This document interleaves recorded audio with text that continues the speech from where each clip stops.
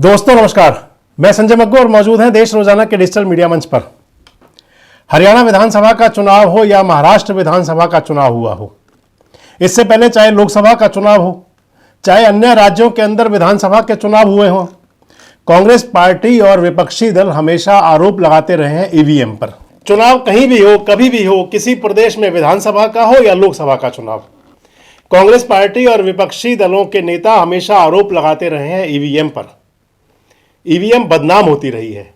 आरोप लगता रहा है कि ईवीएम से सेटिंग की जाती है, ईवीएम के अंदर सेटिंग की जाती है, ईवीएम को हैक किया जाता है। तो मामले चलते रहे, सुप्रीम कोर्ट में गए, हाई कोर्ट में गए, अन्य अदालतों में गए, चलते रहे और आज भी हैं। लेकिन इन सब से इतर अब इंडिया गठबंधन के ही एक बड़े नेता, जम्मू कश्मीर के मुख्यमंत्री उमर अब्दुल्ला, उन्होंने कांग्रेस पार्टी को नसीहत दी है। नसीहत तो समूचे विपक्ष के लिए है, लेकिन पूरी नसीहत खासकर कांग्रेस पार्टी के लिए दी है। उमर अब्दुल्ला कह रहे हैं कि ईवीएम पर दोष देने की बजाय कांग्रेस को चाहिए कि वो काम करे, जनता के बीच काम करे, मेहनत करे और उसका रिजल्ट देखे। कल जम्मू कश्मीर के मुख्यमंत्री उमर अब्दुल्ला एक मीडिया चैनल के साथ बातचीत कर रहे थे और उस बातचीत में उन्होंने कहा कि तमाम आरोप लगते हैं ईवीएम पर। और कह रहे थे उमर अब्दुल्ला कि आखिर जब जीत होती है, कांग्रेस को इंगित करते हुए कहा, कांग्रेस को निशाने पर लेते हुए कहा उमर अब्दुल्ला ने कि अगर आपको लोकसभा में 100 सीट मिल जाती हैं, आपको किसी राज्य में सरकार मिल जाती है, तो आप ईवीएम को दोष नहीं देते, आप उसी की खुशी मनाते हैं।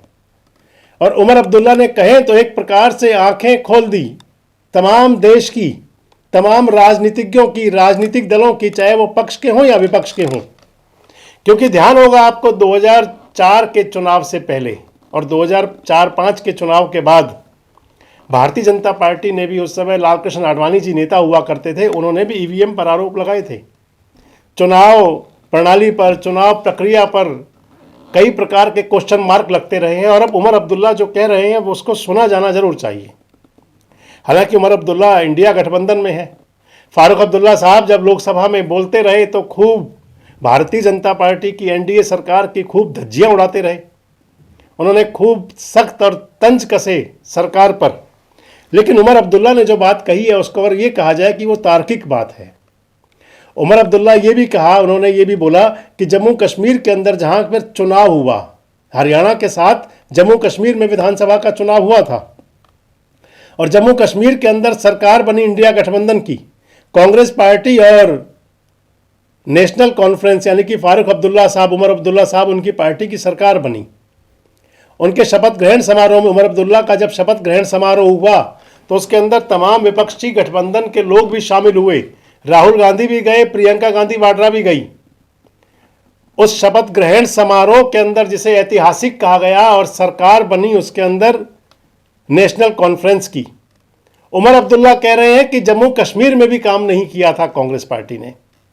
वो कहते हैं कि 6 विधायक तो मिले, लेकिन जो काम करना चाहिए था गठबंधन में, वो काम जम्मू कश्मीर के अंदर कांग्रेस पार्टी के नेताओं ने नहीं किया, बड़े हल्के में लिया। अगर कहें तो ये नसीहत है, ये सीख है, ये शिक्षा है और साथ साथ ही एक संदेश है कि केवल दोषारोपण से काम नहीं चलेगा। उमर अब्दुल्ला को एक इस प्रकार का नेता माना जाता है जो अपनी बात को कहा करते हैं, उनकी बात मीडिया पर और सोशल मीडिया पर कई बार चला करती है। लोकसभा चुनाव उमर अब्दुल्ला हारे थे तो आपको वो भी ध्यान होगा कि एक बार वो विधानसभा चुनाव नहीं लड़ना चाह रहे थे, लेकिन चुनाव लड़े और उनकी सरकार भी बनी और मुख्यमंत्री भी बने। हालांकि लोकसभा का चुनाव तो उमर अब्दुल्ला हार गए थे इंडिपेंडेंट कैंडिडेट के हाथों। अब उनकी जो शिक्षा है, नसीहत है, सीख है, या उन्होंने जो कहा है कांग्रेस के नेताओं से, एक प्रकार से कहे तो यह आत्ममंथन की बात है। इसके साथ साथ उमर अब्दुल्ला ने नए संसद भवन पर भी बात की।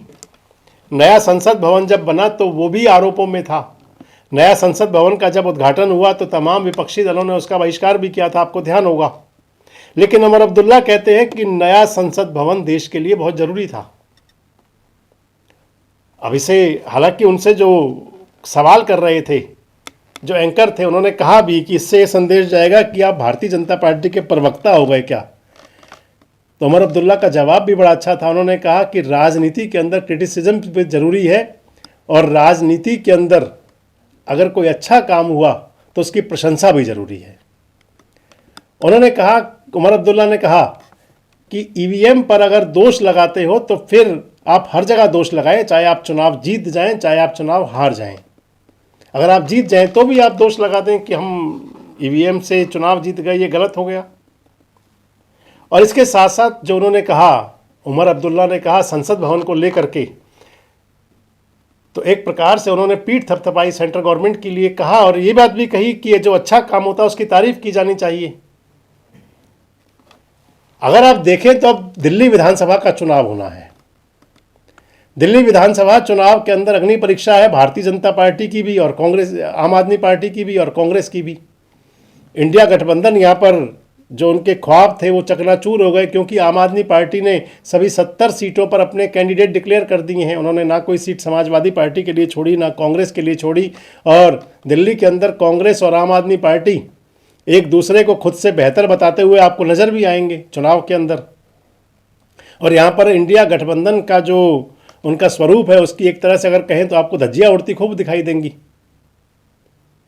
लेकिन एक सीख, एक नसीहत जरूर दे दी, क्योंकि दिल्ली विधानसभा चुनाव में अगर कहीं परिणाम आम आदमी पार्टी और खासकर वहाँ चुनाव आम आदमी पार्टी और बीजेपी के बीच रहता हुआ दिख रहा है, भविष्य बताएगा कि चुनाव में कांग्रेस की क्या भूमिका होगी।